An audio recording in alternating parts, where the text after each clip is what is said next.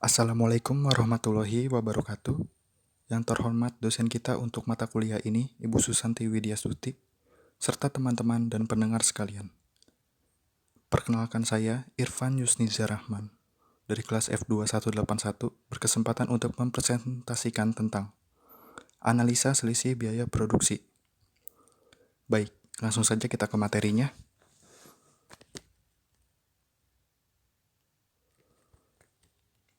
Pengertian biaya produksi.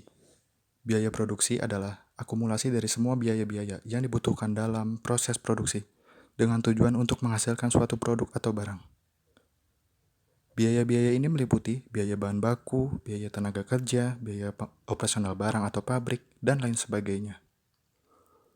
Bedanya dengan biaya operasional adalah biaya operasional merupakan biaya atau pengeluaran oleh suatu perusahaan untuk mendukung sistem kegiatan yang dilakukan oleh perusahaan tersebut, seperti biaya perlengkapan toko, biaya asuransi, biaya tagihan, telepon atau listrik atau air untuk perusahaan, dan lain sebagainya.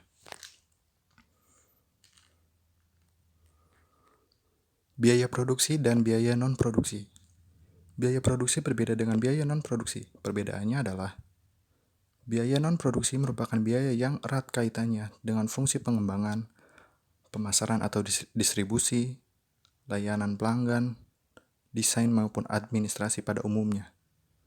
Menurut ilmu ekonomi, biaya non-produksi dapat dibagi ke dalam dua kategori, yakni biaya penjualan yang melingkupi tentang biaya pemasaran atau distribusi dan pelayanan kepada pelanggan. Serta yang kedua adalah mengenai administrasi yang melingkupi biaya pengembangan, administrasi umum, dan pengembangan. Teori biaya produksi oleh Adam Smith. Yang pertama, analisa biaya produksi. Untuk menghitung biaya tetap total atau total fixed cost adalah dengan cara menambahkan biaya tetap atau fixed cost dengan biaya variabel atau variable cost. Yang kedua, laporan biaya produksi. Laporan biaya produksi disebut pula sebagai laporan harga pokok produksi. Perhitungan laporan biaya produksi ini mengutamakan perhitungan tiga hal, yaitu yang pertama biaya produksi, yang kedua biaya yang dibebankan, yang ketiga perhitungan harga pokok. Analisa biaya volume laba. Analisa biaya volume laba atau cost volume profit analysis menyajikan informasi kepada manajemen tentang dampak perubahan biaya, pendapatan, volume, dan bauran produk terhadap laba. Analisis GVP berfokus pada hubungan biaya, volume, laba, dan dampak dari pola perilaku biaya terhadap pengambilan keputusan.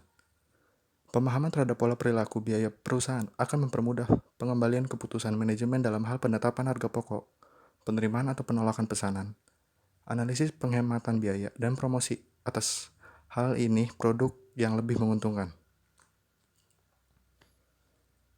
Titik impas atau BEP dalam unit. Salah satu bentuk analisis GVP yang terpopuler adalah perhitungan titik impas perusahaan. Titik impas break-even point atau BEP adalah suatu titik yang menunjukkan volume pendapatan yang tidak menimbulkan laba atau rugi. Pada saat BEP, pendapatan total sama dengan biaya total sehingga besarnya laba dengan nol. Analisis impas membuat perusahaan menelaah pola perilaku biaya tetap dan biaya variabel. Penggunaan laba operasi dalam analisis biaya volume laba. Untuk bisa menentukan jumlah produk yang harus dijual untuk mencapai titik impas, maka kita bisa berfokus pada laba operasi, yaitu laba yang berasal dari operasi normal perusahaan. Laba operasional sama dengan pendapatan penjualan dikurang biaya variabel dikurang biaya tetap.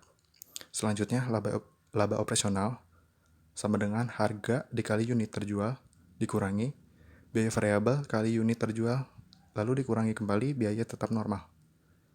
Dengan menetapkan nilai 0 pada laba operasional, memasukkan biaya variabel dan biaya total tetap, serta menyelesaikan persamaan di atas, maka kita akan dapat menemukan jumlah unit yang harus terjual pada BEP.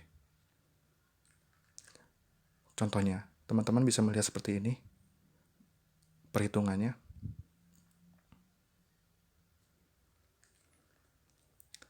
Analisa selisih biaya bahan baku langsung.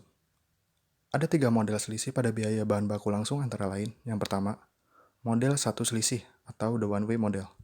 Selisih antara biaya sesungguhnya dengan biaya standar tidak dipecah ke dalam selisih harga dan selisih kuantitas, tetapi hanya ada satu macam selisih yang merupakan gabungan antara selisih harga dan selisih kuantitas.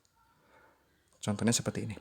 ST sama dengan HST dikali KST dikurang HST kali KS, di mana ST itu adalah selisih total, HST harga standar, KST itu kuantitas standar, HS harga sesungguhnya, dan KS kuantitas sesungguhnya. Lalu yang kedua, model dua selisih atau the two-way model. Selisih antara biaya sesungguhnya dengan biaya standar dipecah menjadi dua macam selisih, yaitu selisih harga dan selisih kuantitas. Yang ketiga, model tiga selisih atau the three-way model. Selisih antara biaya sesungguhnya dengan biaya standar dipecah menjadi tiga macam selisih, antara lain selisih harga, selisih kuantitas, selisih harga atau kuantitas. Dalam menggambarkan pengaruh biaya tetap terhadap laba, ada tiga kemungkinan yang muncul. Yang pertama, biaya tetap sama dengan margin kontribusi, artinya laba nol, atau perusahaan pada titik impas. Yang kedua, biaya tetap lebih besar, margin kontribusi, artinya perusahaan memperoleh laba. Dan yang ketiga, biaya tetap lebih kecil kontribusinya, artinya perusahaan mengalami kerugian. Sekian presentasi dari saya, mohon maaf bila ada salah kata. Ternak-ternak si ikan teri diternak di dalam kolam. Karena sudah di penghujung materi, ku akhiri dengan salam. Wabillahi taufiq wal hidayah. Wassalamualaikum warahmatullahi wabarakatuh.